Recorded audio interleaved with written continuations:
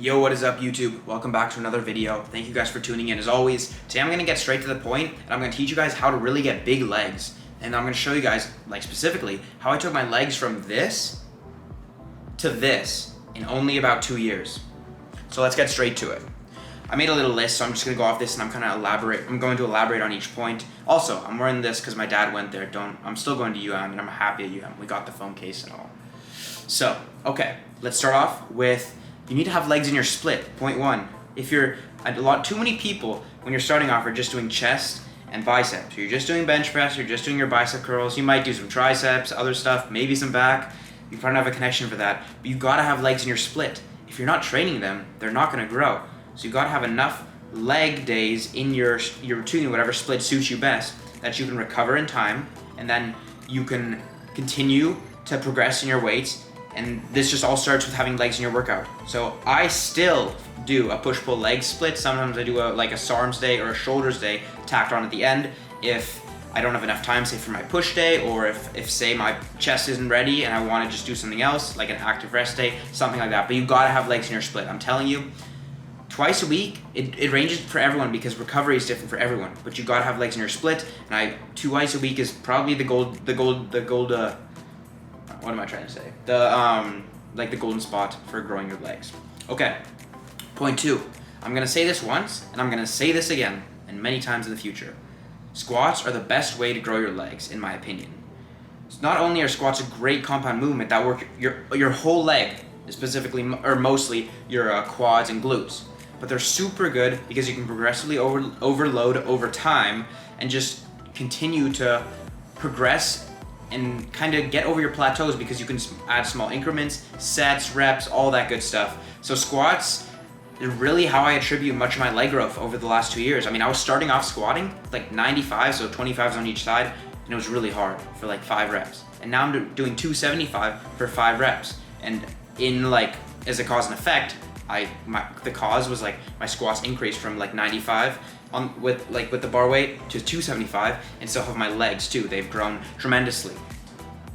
All right, point three, you gotta apply progressive overload over time.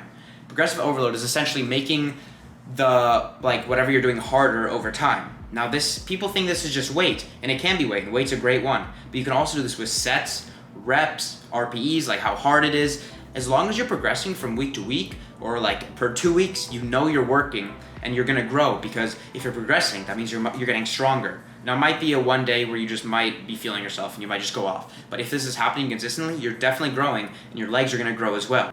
And I also wanted to quickly say, this doesn't mean you need to be tacking on 5 pounds or getting a rep every workout. It might happen every 2 workouts or 3, but as long as it's consistently going up and getting easier, or doing something that you're progressively overloading, you're gonna grow. Trust me on that.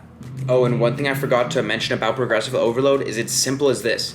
If you're not working harder than last time, as Greg Doucette says, you're not gonna grow. Your muscles and your body's gonna say, okay, I can do this, he can do this, she can do this, so why do I need to grow back stronger? By applying progressive overload in whatever form that is, that's how you're gonna grow, because you're gonna tell your body that it needs to be stronger to support the current lifestyle and training style you're doing. So that's the point I wanted to make, and let's get on with it. All right, next point, high volume. Now, a lot of people think that you're gonna grow by moving heavy weight, and you might to some degree, but I'm a big believer and proprietor of using high volume to grow your legs. Now, in the last 2 years, I've done a lot, but I've noticed the greatest growth of my legs when I've switched to high volume. So over the last 4 months, I have not done squats at all. I've done hack squats, 15 to 20 reps on everything. And you can go all the way bottom, get a full range of motion, all the way to the top, and I'm going 20 reps. Now, it burns like hell, I'm telling you that right now, but it is a crazy feeling, and it's, in a way, easier on your joints. It is easier on your joints than when you're squatting for a 1 rep max, 3 reps, a 5x5, all that stuff.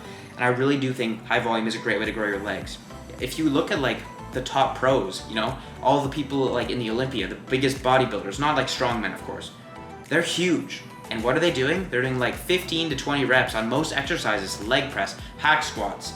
Even squats, they're doing high rep squats. Now, I don't like that because it's cardio and it's really hard, so I just do hack squats instead. But I guarantee you, high volume is gonna help you grow, and if you haven't never done it, it's really different than doing just 5 reps on squats, and the burn is crazy. I'm telling you, high volume is definitely worth checking out. One of the last points I wanted to emphasize was having a hamstring and quad day, so splitting your days up. Now I used to, and for the first year I probably just did like leg days once, just like push pull legs, rest, something like that. But a lot of you guys probably realize that you're doing you're like doing your squats, your leg presses first, and then you're gonna be maybe before your leg extensions, maybe after, then you're doing your RDLs, your hamstring curls, all that stuff. And you probably noticed that you're not neglecting them, but you don't have as much energy to put into them because you've been working hard on like your quads, your squats, your leg presses, stuff like that. So by switching to having a quad dominant, it doesn't need to be just like one hamstring only and quad only days. By having a quad dominant and hamstring dominant workout and like days of the week, you can really focus on each muscle, establish the mind-muscle connection, and not feel like you're like neglecting one or the other. Another point I wanted to make is that I know my hamstrings take longer to recover than my quads. And if you're doing a leg day and it's leg day again and you're still sore, that's not the move to just train that muscle that's still sore, because it's trying to build back stronger than before. And if you're not giving it that time, then you're not gonna grow at all, because then it's like, okay, I gotta rebuild. Oh shoot, now I gotta reset and go all the way back to rebuild. So having a hamstring and quad day, I don't recommend this for beginners, but if you've been lifting for like a year and a half or more, it's definitely worth a try. A lot of the pros do that as well because they can focus on each, and it also saves time. Your leg workout isn't that long, it's more manageable, you can go hard and just ultimately grow your legs to a greater degree. And then the last point I wanted to make was pre-workout. So pre-workout is by no means necessary, but I feel like on leg day especially, that's the day that I need it most. Not because I don't like leg day. I love leg day. It's my favorite day because it's the most grueling. When you're squatting, your whole body is working. Your legs are working, of course. You're also stabilizing with your back, your core. You're like getting some forearm and bicep activation because you're like gripping the bar. So it's a full body exercise, and it's really hard because legs are a huge muscle group. They're your biggest. So definitely invest in a pre-workout for leg day. If you've never tried something, definitely try it. I use Gorilla products, as always, as I said before. Right now, my current stack is just 1 scoop of Mode, 1 scoop of nitric. Then I put some pink salt, sometimes some L-citrulline, all that stuff. But pre-workout is really important, especially on leg day, and I just wanted to address that. But yeah, that's what I've used over the last 2 years to really grow my legs and make them probably my best body part. Yeah, so I hope you guys found something useful from that. Now what I'm gonna do is I'm gonna take you guys through the leg workout, the quad leg workout that I've really used over the last year to really grow my legs, quad specifically. And it's gonna surprise you, especially what I'm doing first. So we'll see you guys at the gym. Alright guys, we are back at UFC gym. Today's leg day, best day of the week.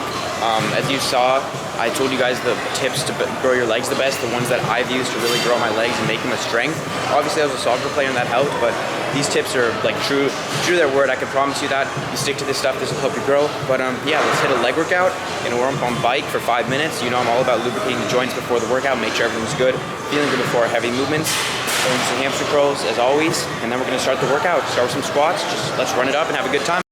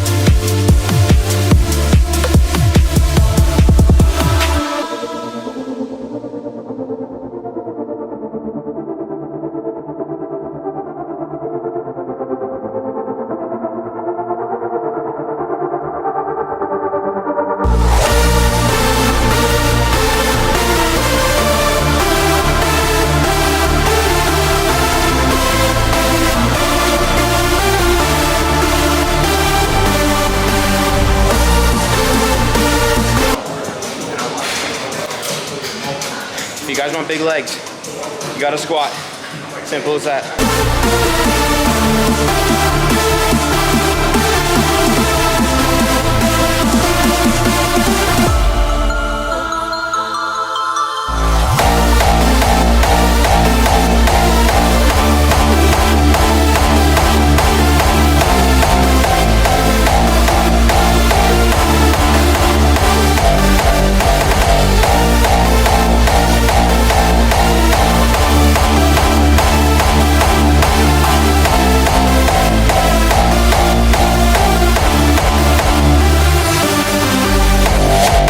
Honestly, if you guys are ever in Miami, Midtown area, UFC gym is where it's at. I'll show you guys around quick.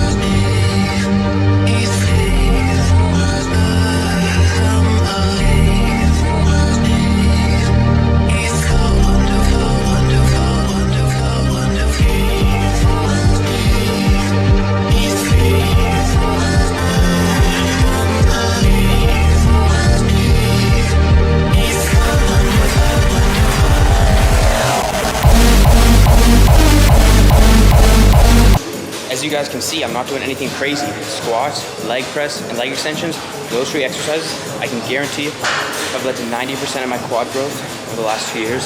So I do that for quads, and for hamstrings, I'd say RDLs, and whatever leg curl you feel best, those are my go-tos. And if you do that, stay consistent, apply progressive overload, just really go hard in the gym, I guarantee you'll grow.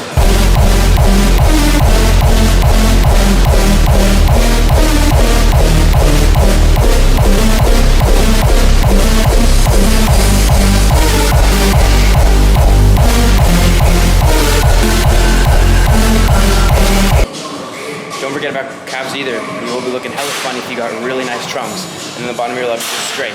Train your calves. I've been training them every other day and I think they've been growing. Still pretty hard to grow, but they're getting there.